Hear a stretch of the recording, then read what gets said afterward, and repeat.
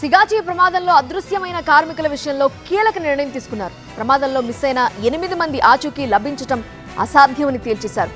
వారి కుటుంబాల ఆందోళనతో పరిహారం విషయంలో అధికారులు క్లారిటీకి వచ్చారు.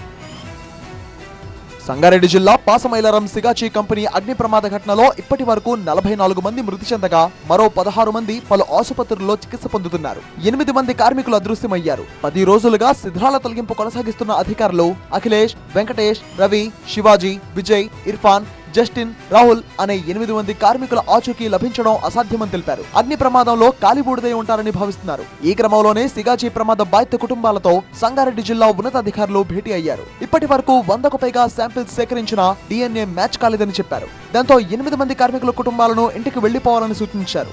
3 నెలల తర్వాత సమాచారం ఇస్తామని, అప్పటి వరకు తెలంగాణ కేంద్ర హోంశాఖలతో సంప్రదింపులు చేస్తామని తెలిపారు. ఇక మృతుల కుటుంబాలకు సిగాచి కంపెనీ ₹1 కోటి ఎక్స్గ్రేషియా ప్రకటించింది. అయితే అదృశ్యమైన కార్మికుల కుటుంబాలకు మాత్రం తక్షణ సాయం కింద ఒక్కొక్కరికి ₹15 లక్షల మాత్రమే చెక్కులను అందజేశారు. అయితే మిగతా పరిహారం 3 నెలల తర్వాత చెల్లిస్తామని హామీ ఇచ్చారు. మొత్తంగా 8 మంది కార్మికుల కోసం 10 రోజులుగా ఎదురు చూస్తున్న వారి కుటుంబ సభ్యులు వారి ఆచూకీ ఇప్పుడు కష్టమే అన్న అధికారుల ప్రకటనతో కన్నీరు మున్నీరవుతున్నారు.